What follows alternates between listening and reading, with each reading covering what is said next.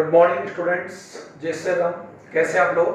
आज का हमारा जो टॉपिक है चैप्टर 7 वाष्पोत्सर्जन यानी ट्रांसपरेशन में हम लोग आज पढ़ने जा रहे हैं mechanism of stomatal movement mean रंध्र गति की क्रियाविधि। या रंध्रों की खोलने और बंद होने की जो सिद्धांत है, जो क्रियाविधि है, वो हम लोग डिस्कस करेंगे। अब जनरली स्टूडेंट्स रंध्रों के खोलने और बंद होने को लेकर कई हाइपोथेसिस या कई थ्योरीज दिए गए। अलग अलग साइंटिस्ट ने अलग अलग टाइम पर अलग अलग सजेशन किया। उनमें से कुछ मोस्ट जो हाइपोथेसिस गिवन बाय डिफरेंट या separate scientist in different time, तो उन्हीं को हम लोग डिस्कस करने जा रहे हैं। जिनमें से फर्स्ट है स्टार्च शुगर यानी स्टार्च का शर्करा में एक्सचेंज होने का सिद्धांत, जिसे आप लोग जनरली कह सकते हैं मांड शर्करा सिद्धांत। इट्स गिवन जेडी सायरे यानी जेडी सायरे ने इसको दिया और 1923 में सिद्धांत को प्रपोज किया। स्टीवार्ड हाइपोथेसिस, ये स्टीवार्ड ने दिया था। Okay, and active potassium ion transport यानी सक्रिय पोटेशियम आयन का स्थानांतरण सिद्धांत, ये सिद्धांत सर्वप्रथम 1959 यानी 1959 में इमामुरा एंड फ्यूजिनो यानी इन्होंने सजेस्ट किया। लेकिन इसको ब्रीफ में जाकर इसको जो सही मायने में जो एक्सप्लेन किया था वो लेविट ने किया था 1974 के अंदर। तो स्टूडेंट आज हम लोग तीनों हाइपोथेसिस को वन बाय वन हम लोग ब्रीफ में जब स्टडी करेंगे। तो हम लोग शुरुआत करते हैं सबसे पहले स्टार्च शुगर यानी स्टार्च शुगर जो सिद्धांत है वो जेडी सायरे दिया है। तो हम लोग इसके लिए मैं दोनों जो हाइपोथेसिस है उनको मैं रिमूव कर रहा हूं। अब स्टूडेंट जनरली हम लोग इसकी लास्ट या इसके पहले वाले वीडियो में डिस्कस किया था कि एक जो स्टोमेटा होता है जो जनरली टू गार्ड सेल्स यानी दो द्वार कोशिकाओं से घिरा होता है, और दो द्वार कोशिकाएं जो होती है जनरली अगर हम लोग बात करें तो यहाँ पर मैंने डायग्राम बना रखा है। ये गार्ड सेल्स है और गार्ड सेल्स के बीच में जब ये दोनों गार्ड सेल्स जब स्पिन फॉर्म में होती है यानी टेंस फॉर्म में होती है, तो इनके बीच में जो स्टोमेटा जो होता है ओवल शेप में, ओवल शेप का जो स्टोमेटा है वो एक्चुअली क्या होता है, ओपन हो जाता है। ओके, और इन्हीं द्वार कोशिकाओं के अंदर जो सेल्स वहां पर पाई जाती है उनको हम लोगों ने साइकोसेट कहा था। तो हम लोग स्टार्ट यहीं से करते हैं। ये द्वार कोशिकाएं हैं और ये जो कोशिका देख रहे हैं ये है सहायक, जिन्हें हम लोग सब्सिडरी और इनको हम लोग गार्ड सेल्स भी कहते हैं। ये हमने पढ़ लिया था। अब बात जनरली आती है सर जो गार्ड सेल्स होती है वो किडनी शेप में होती है यानी उनकी आकृति गुर्दे नुमा आकृति होती है, और उनमें केंद्रक होता है और केंद्रक के साथ साथ साइटोप्लाज्म में जो सेल ऑर्गेनल्स होते हैं जिसमें मुख्यतः अगर बात हम करें क्लोरोप्लास्ट यानी लवक होता है, हरित लवक होता है। और इसके अलावा ये जो आप लोग देख पा रहे हैं ये न्यूक्लियस, ये हम लोग डिस्कस कर चुके हैं उसको। और साइटोप्लाज्म में बाकी जो सेल ऑर्गन्स लाइक माइटोकॉन्ड्रिया है, अंतर्द्रव्य जालिका, लाइसोसोम, ये सारे सेल ऑर्गन्स इसके अंदर कंस्ट्रक्ट होते हैं। साइट जो कोशिकाएं होती है इनका जो नंबर्स होता है 2 to 6 हो सकता है, ये 2 से 6 होता है। इनमें भी न्यूक्लियस होता है यानी ईच जो साइट सेल्स होती है वो यूनिन्यूक्लिएटेड एक केंद्र की होती है, और उसमें भी साइटोप्लाज्म जो ऑर्गेनल्स होते हैं वो सब होते हैं एक्सेप्ट द क्लोरोप्लास्ट, हरित लवक को छोड़ के बाकी सारे होते हैं। अब जनरली यहाँ पर हम लोग इसको डिस्कस करेंगे। तो ये तो हमें कंफर्म होगा कि जो गार्ड सेल्स होती है उसमें क्लोरोप्लास्ट होता है, और क्लोरोप्लास्ट होने की वजह से इन सेल्स के अंदर अगर बात हम लोग सिंपल सी बात हम करें तो डे में यानी दिन के अंदर ये जो सेल्स होती है वो CO2 का और H2 का यूज करते हैं प्रकाश यानी प्रकाश की प्रेजेंस में, यानी क्लोरोफिल यानी हम जानते हैं फोटोसिंथेसिस में 4 कंटेंट होते हैं, 4 जो फैक्टर्स होते हैं वही आपस में क्रिया करके जो जो सोलर ऊर्जा होती है यानी प्रकाशिक ऊर्जा को रासायनिक ऊर्जा में चेंज करते हैं, और वो रासायनिक ऊर्जा ग्लूकोज के रूप बनती है। ओके, तो और ये ग्लूकोज आगे जाकर किसमें एक्चुअली किस किलो में ये किस किलो में स्टोर होता है, स्टार्च। और हम लोग जानते हैं कि प्लांट जो सेल होती है वो खाद्य पदार्थ को यानी फूड मटेरियल को स्टार्च फॉर्म में क्या करती है, स्टोरेज करती है। ये आपको कंफर्म है। और एनिमल सेल्स के अंदर ग्लाइकोजन का जो स्टोर होता है, लेकिन एनिमल सेल जो होती है वो फोटोसिंथेसिस जो प्रोसेस होता है यानी वो खुद फूड का जो प्रोड्यूस है वो नहीं कर पाती, और जो प्लांट सेल होती है वे फूड को प्रोड्यूस करती बाय द फोटोसिंथेसिस। तो ये हम लोग पढ़ चुके हैं। तो जनरली ये बात हो गई कि इसी को, और एक बात और बताना चाहूंगा इसके साथ ही ताकि ये दो सिद्धांत आपके इसी में समझ आए। CO2 एक एसिडिक गैस है, ये कंफर्म कर लें, एक एसिडिक यानी अम्लीय गैस है। और हम लोग ये भी जानते हैं कि अम्ल का जो pH होता है, अम्ल का जो pH होता है वो 0 to 7 होता है, और 7 to above 14 की बात हम कर सकते हैं। वो किसका pH होता है, बेस यानी एल्कोहलिक का होता है, और ये पीएच किसका होता है, एसिड का होता है।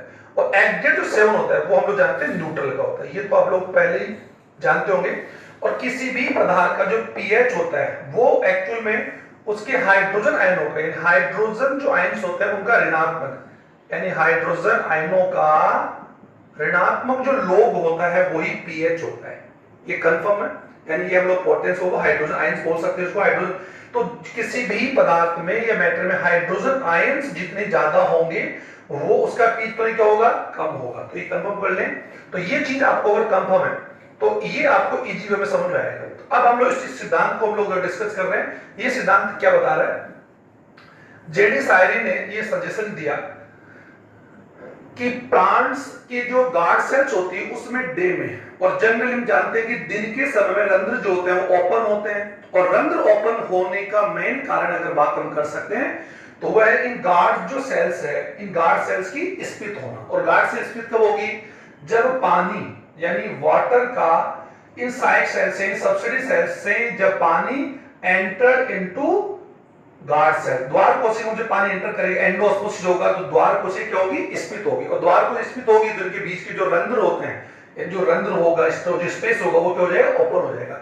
इसको स्टीवार्ट ने कहा कि डे की बात हम कर रहे हैं, दिन के अंदर क्या होता है कि फोटोसिंथेसिस फॉर्मेशन से प्लांट्स एक्चुअल में किसका सिंथेसिस करते हैं, स्टार्च का। और ये मैंने बता दिया सिंथेसिस तो ग्लूकोज का होता है, और ग्लूकोज को मोनोसैकेराइड है, और इस मोनोसैकेराइड जो यूनिट्स होती है उसी को वो कंजर्व कर लेता है पॉलीसैकेराइड, स्टार्च में कर लेता है। स्टार्च इज ए पॉलीसैकेराइड, दोनों कार्बोहाइड्रेट्स हैं, तो स्टार्च का फॉर्मूला होता है। और स्टार्च एक्चुअल में साइटोप्लाज्म में जो द्वार कोशिकाएं जो होती है, द्वार कोशिकाओं की बात चल रही, द्वार कोशिकाओं में ऐसा होता है, तो द्वार कोशिकाओं में स्टार्च एक्चुअल में कोशिका द्रव, जो कोशिका का जो विलेन होता है, साइटोप्लाज्म होता है, उसके अंदर एक्चुअली ये घुलनशील कम होता है।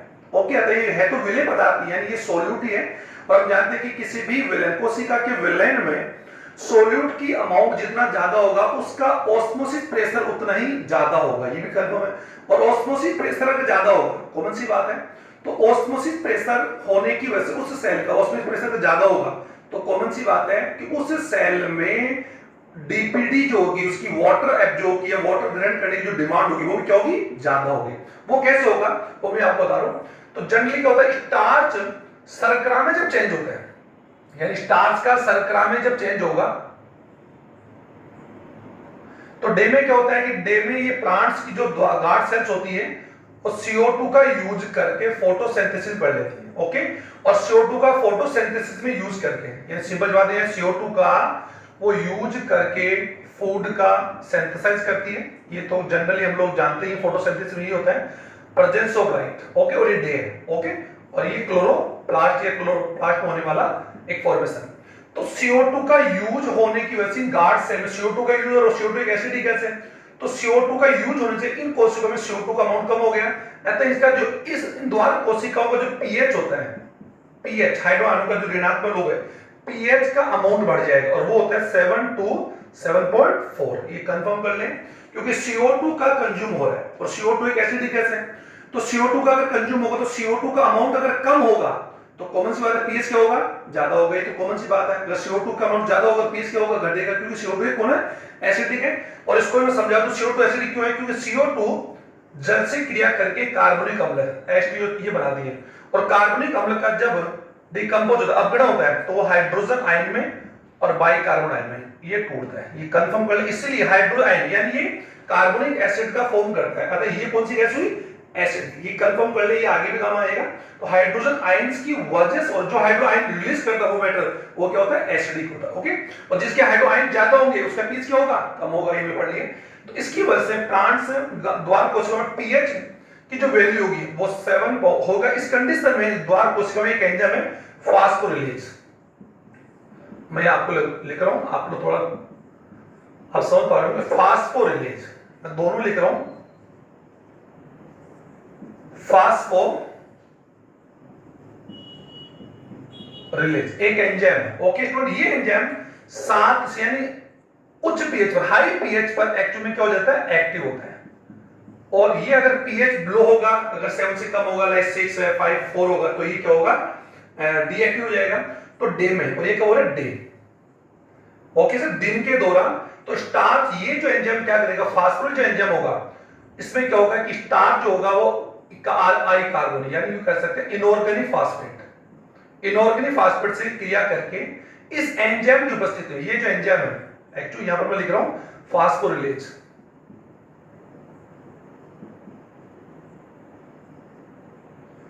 फास्फोरिलेज।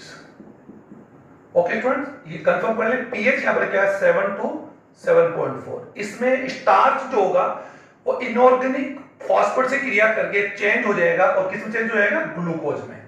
यानी यहां पर इसको सॉर्ट कर लेते हैं, ग्लूकोज। ओके स्टूडेंट्स, और नाइट के अंदर क्या होता है, नाइट में क्या होता है कि नाइट में लाइट की एब्सेंस यानी प्रकाश की एब्सेंस में प्लांट्स फोटोसिंथेसिस फॉर्मेशन नहीं करेंगे, अतः उनमें CO2 का कंज्यूम होगा, CO2 का अमाउंट क्या हो जाएगा, बढ़ जाएगा। यानी CO2 का यूज नहीं करें, CO2 का अमाउंट बढ़ जाएगा, और CO2 का अमाउंट जब बढ़ जाएगा, ओके, तो डेफिनेटली CO2 का अमाउंट बढ़ जाएगा, तो पीएच जो वैल्यू होगी वो 5 हो जाएगी। यानी पीएच कितना हो जाएगा, 5 के इक्वल हो गया, यानी 5 to 5.5 भी कह सकते हैं, या फिर यू कह सकते हैं 4 to 5, 4 to 5 हो जाएगा। ओके, ऐसी कंडीशन में जो एंजाइम था, फास्फोरिल एंजाइम है, वो वापस क्यों हो जाएगा, इनएक्टिव हो जाएगा। आप समझ रहे होंगे, ये कब होगा, नाइट में। यानी ये जो फॉर्मेशन आप देख रहे हैं, ये वाला, ये जो आप देख रहे हैं, ये तो एक्चुअली में कब हो रहा है, ये आप देख रहे हैं डे में, यानी दिन में। ओके, नाइट में क्या होगा कि ग्लूकोज जो होगा, यानी स्टार्च जो होगा, यानी स्टार्च क्या होगा, ग्लूकोज 1 फॉस्फेट। एक बार कंफर्म कर ले, स्टार्च का ग्लूकोज 1 फॉस्फेट, यानी स्टार्च शर्करा में जब चेंज होगा, और ये कब होगा, दिन में। और ग्लूकोज एक कौन, एक सोल्यूट है, और ये एक्चुअल में कोशिका के विलयन में, कोशिका की किसमें, कोशिका का जो जीव द्रव्य है या कोई द्रव्य, उसके अंदर ये क्या सोल्यू विलय का काम करेगा। और विलय का अमाउंट हम लोग जानते हैं कि विलय का अमाउंट बढ़ेगा, यानी मैं इसको हटा रहा हूं यहां से, आप समझ गए होंगे। विलय का अमाउंट बढ़ेगा तो उस द्वार कोशिका में विलय का अमाउंट बढ़ेगा, तो द्वार कोशिका में विलय का एक्चुअली क्या बढ़ जाएगा, एक तो ओपी बढ़ जाएगा, कॉमनली बात है, ओपी बढ़ जाएगा, तो ओपी साथ साथ उस सेल की क्या बढ़ जाएगी, डीपीडी बढ़ जाएगी, इस सेल इसकी किसकी वजह से, प्रेजेंस ऑफ ग्लूकोज। ये ध्यान से सुन ले, प्रेजेंस ऑफ ग्लूकोज, ओके, या ग्लूकोज 1 फॉस्फेट। ओके सर, अब ये जो सोल्यूट है, ये एक्चुअल में कोशिका रस के अंदर ज्यादा के सोल्यूबल है, विलेबल है, तो ये सोल्यूट का काम करेगा, और सोल्यूट का अमाउंट ज्यादा ओपी बढ़ेगा, तो डीपीडी, तो इनकी डीपीडी बढ़ेगी, वाटर डिमांड बढ़ेगी, और इनकी वाटर डिमांड यूं कैसे कम होगी, तो पानी जो होगा, पानी के मॉलिक्यूल्स दिन में एक्चुअल में सहायक कोशिकाओं, किससे, सहायक कोशिकाओं से। ये लास्ट में मैं बता देता कि जल के अणु सहायक कोशिकाओं से द्वार कोशिका में जो एंटर करेंगे, तो guard cells become turgid. Turgid का मींस होगा वो क्या हो जाएगी, स्पीट हो जाएगी, फूल जाएगी, और दोनों द्वार कोशिका जो स्पीट होगी, तो द्वार कोशिकाओं की जो आउटर वॉल और जो इनर वॉल है, बताया था मैंने आपको, आउटर और जो एक्चुअली क्या होती है, इनर वॉल जो होती है वो हार्ड होती है, इस बात हो चुकी, तो ये क्या होगी, स्ट्रेच होगी, और स्ट्रेच होगी तो अंदर क्या हो जाएगा, खुल जाएगा। तो ऐसे कंडीशन में स्टार्च का ग्लूकोज 1 फॉस्फेट बदलने की वजह से रंध्र क्या हो जाएंगे, खुल जाएंगे। ये ध्यान से सुनिए, रंध्र ओपन हो जाएंगे, रंध्र खुल जाएंगे। ओके, और नाइट में क्या होगा कि ये एंजाइम जो भी बताया था मैंने आप लोगों को, पीएच की वैल्यू क्या हो जाएगी, बढ़ जाएगी, सॉरी पीएच घट जाएगा, और पीएच घटते पीएच की वैल्यू क्या हो जाएगी, कॉमन सी बात है, पीएच जो होगा वो 4 to 5 हो जाएगा, और फास्फोरिलेज जो एंजाइम होगा वो आवाज इनएक्टिव हो जाएगा, और ग्लूकोज 1 फॉस्फेट जो होगा, ये क्यों घट रहा है, क्योंकि रात में प्लांट्स जो होते हैं वो CO2 का यूज नहीं करते, तो CO2 का अमाउंट बढ़ जाएगा, और CO2 अपने कौन सी गैस, एसिडिक है, तो एसिडिक होने के एसिडिक का मींस क्या, उसका पीएच क्या होगा, कम होगा, क्योंकि उसकी पीएच की वैल्यू 0 से कम होगा, 7 से कम होगी, तो पीएच वैल्यू घटने से ग्लूकोज जो अकार्बनिक जो ग्लूकोज है, glucose 1 phosphate change into starch, और ये कब हो रहा है, नाइट में। ये कंफर्म कर लीजिए, नाइट में हो रहा है, और नाइट में ऐसी क्रिया होने से ये जो क्रिया होगी, ग्लूकोज पे बदल जाएगा, ये वापस से रंध्र क्या हो जाएंगे, क्लोज हो जाएंगे, और ये फॉर्म जो होता है तो रंध्र यहां पर क्या हो जाएंगे, ओपन हो जाएंगे। आई थिंक ये चीज आपके समझ में आ गई, और इसको मैं वापस ब्रीफ में जाके समझा दूं कि दिन में प्रकाश संश्लेषण क्रिया से प्लांट्स स्टार्च का फॉर्मेशन करते हैं, और स्टार्च फॉर्मेशन होने से प्लांट्स दिन के अंदर CO2 का यूज होने से पीएच वैल्यू बढ़ जाएगी, और पीएच वैल्यू बढ़ जाने से यानी पीएच मतलब ज्यादा हो जाए पीएच, तो यहां पर आप क्या देखिए, रंध्रों का खुलना और बंद होना डिपेंड्स ऑन टर्जिटी, ये तो बता दिए turgidity of the guard cells, but as well as concentration of CO2, CO2 के कंसंट्रेशन पर और पीएच वैल्यू पर डिपेंड। तो पीएच वैल्यू ज्यादा होगी तो रंध्र क्या होंगे, खुलेंगे, पीएच वैल्यू कम होगी तो रंध्र क्या होंगे, बंद होंगे। तो ये दोनों चीजों का एक्सप्लेन इन्होंने जेडी साइलेन अपने आप को कंफर्म करके बता दी। तो ये चीज आपके समझ में आ गया होगा। और ये सबसे डिपेंड किस पर कर रहा है कि जैसे स्टार्च ग्लूकोज चेंज होगा तो ग्लूकोज 1 फास्फेट एक कौन है, सोल्यूट है, सोल्यूट है, विले मेटर है। तो विले का अमाउंट जो होता है वो direct proportional to osmosis pressure, प्रासरण दाब। और प्रासरण दाब जो हम जानते हैं कि प्रासरण दाब भी प्रासरण क्रिया में महत्वपूर्ण यू कह सकते हैं कि एक रोल प्ले करता है। और हम लोग जानते हैं कि पानी के अणु जो होते हैं वो हमेशा कम प्रासरण दाब से अधिक प्रासरण दाब की ओर मूवमेंट करते हैं, कम से, ये ध्यान देंगे तो यू कह सकते इन सेल्स का ओपी बढ़ जाएगा और ओपी बढ़े इनका ओपी क्या हो जाएगा, घट जाएगा। कंपेयर हम कर रहे हैं, कंपेयर कर रहे हैं, तो इसका ऑस्मोसिस यानी ये जो विलेन होगा इसका जो गार्ड सेल्स का जो विलेन होगा वो अल्पप्रासरी होगा, ये अतिप्रासरी होगा। ये कंफर्म बोल ले, अल्पप्रासरी और ये अति, ये तो सॉरी अतिप्रासरी और ये अल्प। तो अल्प का अर्थ होगा कि इसका ऑस्मोसिस प्रेशर क्या कम, इसका ज्यादा। तो या ओपी कम है तो अमाउंट वाटर का अमाउंट क्या ज्यादा होगा। तो ये मैंने आपको एक्सप्लेन कर दिया, तो इसमें ज्यादा ब्रीफ में जाने की आवश्यकता भी नहीं होती। ये समझ गए आप लोग। अब सर जनरली ये जो सिद्धांत जो दिया था, यू कह सकते हैं कि सायले ने इसी सिद्धांत को आगे जाकर स्टार्च जो शुगर सिद्धांत, इसी को दूसरे साइंटिस्ट स्टीवार्ड ने, मैं इसको ज्यादा डिफिल्म क्यों कहता कि आप समझ गए, स्टीवार्ड थ्योरी, स्टीवार्ड ने जनरली इसी एक्सपेन को आगे जाकर थोड़ा सा उन्होंने कहा कि डे के अंदर, ये आप लोग समझ पा रहे हैं, इसी को मैं बता रहा हूं कि डे के अंदर क्या होता है कि प्लांट्स की जो गार्ड सेल्स होती है फोटोसिंथेसिस से स्टार्च का फॉर्मेशन होता है। ये तो क्लियर है सर। और फोटोसिंथेसिस होने का ही रीजन है कि गार्ड सेल्स की जो टर्जिटी है, स्फीत अवस्था है, वो एक्चुअली में क्या होती है, कभी कम होती है तो कभी ज्यादा होती है। Okay sir. और वो होता है कॉजिंग बाय द यू कैसे कॉजिंग बाय फोटोसिंथेसिस, फोटोसिंथेसिस करने के कारण, इसीलिए उनमें क्लोरोप्लास्ट होता है। ओके सर, ये एक बहुत इंपॉर्टेंट टॉपिक है। इन्होंने क्या कहा कि डे में स्टार्च जो होता है वो इस एंजाइम की प्रेजेंस में ग्लूकोज 1 फास्फेट, फिर ग्लूकोज 6 फास्फेट और फिर ग्लूकोज में चेंज होता है। यानी इसी को अगर मैं आगे बढ़ाऊं, यानी इसी ही थ्योरी को अगर मैं आगे बढ़ा दूं तो एक जनरल सी पॉइंट उन्होंने बता दिया। इसी को अगर हम लोग, ओके सर, इसी में आप देखें स्टार्च जो होगा ग्लूकोज 1 फास्फेट में चेंज होगा। फिर इसी को मैं आप लोग समझे, यानी इसी को हम लोग आगे, इसी को मैं जगह नहीं है इसलिए मैं इसको यही करूं। फिर ग्लूकोज 1 फास्फेट जो है, यानी ये ग्लूकोज 1 फास्फेट जो है वो चेंज हो जाएगा आगे glucose 6 phosphate. Okay, and glucose 6 phosphate again change into glucose and phosphate. Okay, I phosphate, ये तो हम जानते हैं फास्फेट। और फास्फेट रेडिकल की हम लोग वैलेंसी जानते हैं -3 होता है।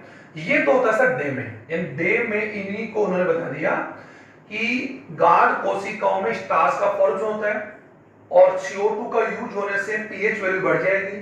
पीएच वैल्यू बढ़ जाने से अधिक पीएच पर, यानी हाई, यानी एट 7 to 7.4 पीएच पर फास्फेट एंजाइम एक्टिव होगा।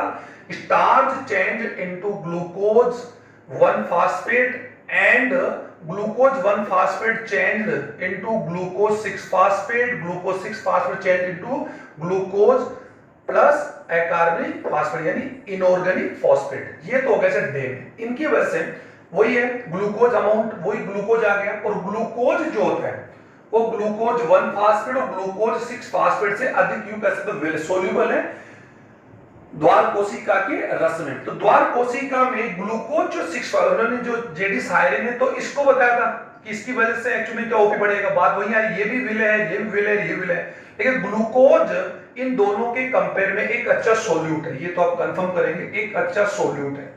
और सोल्यूट का जो अमाउंट होता है वो डायरेक्ट प्रोपोर्शनल टू ओपी होता है। और यहाँ पर ग्लूकोज एक अच्छा विलय पदार्थ है। तो वही बात होगी कि यहाँ दिन में क्या होगा कि जो द्वार कोशिकाएं, हम लोग यहाँ पर अलग से ले सकते, उसके अलग बनाने की आवश्यकता नहीं है, लेकिन आप लोग समझ रहे होंगे। Okay sir. और ये एक्चुअली यहाँ पर हमने कुछ द्वार कोशिकाएं दिखाई है।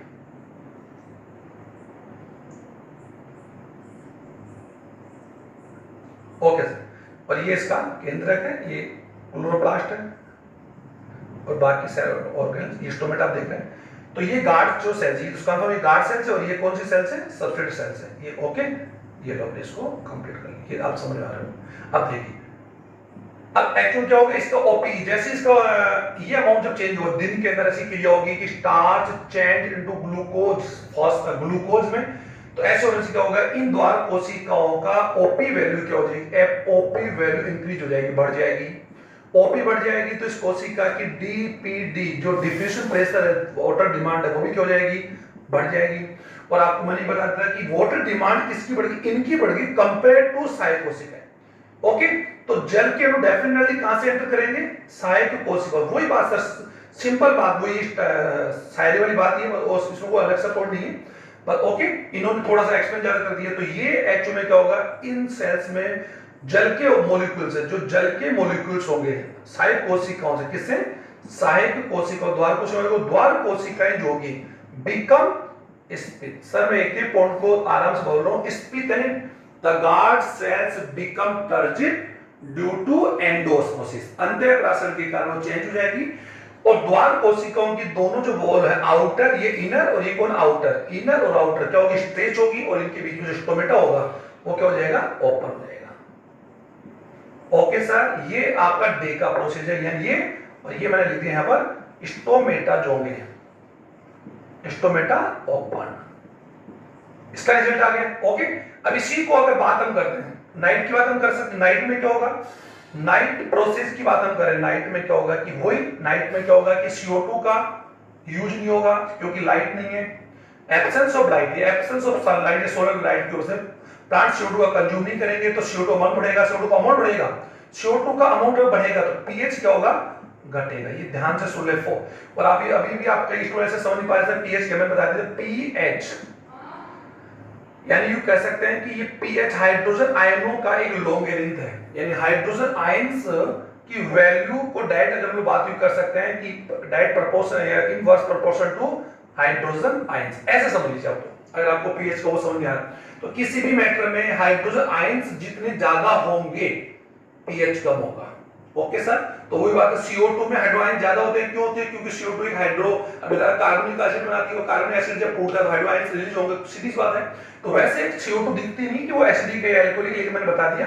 तो इसकी वजह से pH की वैल्यू CO2 का अमाउंट ज्यादा होगा और pH वैल्यू क्या होगी, कम होगी, जिसकी वजह से ये जो आपका ग्लूकोज जो है, ग्लूकोज और इनऑर्गेनिक फास्फेट वापस से क्रिया करके ग्लूकोज 6 फास्फेट में, ग्लूकोज 6 फास्फेट पुनः ग्लूकोज 1 फास्फेट में। Okay sir, and glucose 1 phosphate, वो बात नहीं आएगी sir, pH value 4.25, okay 4 to 5 pH में ग्लूकोज 1 फास्फेट, यानी सिंबल बोलूंगा ये चेंज इनटू स्टार्च अकार्बनिक। ओके सर, इसमें एनर्जी यानी कि कॉमन सी बात है एटीपी भी यूज आती है। अगर हम लोग यहाँ पर हम लोग हैं एटीपी का यूज होता है, एटीपी, और हम लोग ये पढ़ ले एटीपी, यहाँ पर एक्चुअल में एटीपी जो फोटोसिंथेसिस में जो एटीपी का प्रोड्यूस होता है, क्लोरोप्लास्ट में भी होता है और माइटोकॉन्ड्रिया होता है, ये हम लोग पढ़ेंगे इसको। सिंपल सी बात है, फास्फोरिलीकरण बोलते हैं, यानी formation of ATP it is called फास्फोरिलीकरण। हम लोग नेक्स्ट वीडियो पढ़ेंगे कि एडीपी होता है, यानी यू कैसे एडेनोसिन डाइफॉस्फेट जो होता है इनऑर्गेनिक फास्फेट से क्रिया करके एक लिमिटेड एनर्जी, एक लिमिटेड जो एनर्जी के प्रेजेंस में adenosine diphosphate convert into ATP, और ATP is the currency of energy. ये ध्यान देंगे कि प्लांट्स और एनिमल सेल्स में जो सेलुलर एनर्जी है वो एटीपी है, और ये भी कंफर्म है कि एटीपी ऊर्जा का ही एक एक्चुअल फॉर्म है, एक रूप है, और एनर्जी को हम लोग ना तो नाइदर डिस्ट्रीब्यूट कर सकते नॉर प्रोड्यूस कर सकते, तो हम लोग बहुत सिंपल वे में पढ़ चुके हैं। तो यहाँ पर आपको देखो, और ये प्रोसेस जब होगा तो ये एक्चुअली ये प्रोसेस कब होगा, नाइट में हो रहा है सर, आप समझ रहे होंगे, और ये कब डे में हो रहा है, तो ये नाइट में उल्टा रिवर्स होने से एक्चुअली ये स्टार वापस आ जाएगा, और स्टार एक्चुअली में कोशिका दर्रों के अंदर इतना अच्छा घुलनशील नहीं है, तो घुलनशील नहीं होगा तो स्टोमेटा क्यों हो जाएंगे, स्टोमेटा क्लोज्ड। ओके स्टूडेंट, क्यों, क्योंकि स्टार्च होने की वजह से जो सेल का जो डेफिनेटली जो ओपी होगा, ओपी अभी जो बढ़ रहा था, ओपी क्या हो जाएगा, यहाँ पर घट जाएगा, ओपी घट जाएगा तो डीपीडी जो होगी सेल्स की वाट, तो वो भी क्या हो जाएगी, घट जाएगी, और डीपीडी घट जाएगी तो उल्टा रिवर्स में क्या होगा कि जो प्लांट्स जो द्वार कोशिका जो पानी जो होगा वो साइड कोशिकाओं की तरफ मूव करेगा। ओके, तो साई कोशिकाओं में मूव करेगा। तो साई कोशिका पर जाएगा तो ये जो सेल्स होगी, जो द्वार कोशिका होगी, वो किस में चेंज हो जाएगी? सलत। ओके स्टूडेंट, सलत यानी इसे बोल सकते हैं फ्लैसिड। फ्लैसिड चेंज होगी, और फ्लैसिड चेंज होते ही द्वार कोशिकाओं की जो यू कह सकते हैं कि ये जो वॉल्स, इनर वॉल और आउटर वॉल है, वो वापस क्या हो जाएगी? कौन से यानी संकुचित हो जाएगी। संघ होते हैं इनके बीच का जो रंध्र होता है, जनरल बात है, इनकी जो इनर और आउटर वॉल जो होती है वो क्लोज आती है, और जो स्टोमेटा होता है वो क्लोज बंद हो जाता है। ओके फ्रेंड्स, ये कंफर्म हो गया। तो ये दो इंपॉर्टेंट थ्योरीज हमने पढ़ी।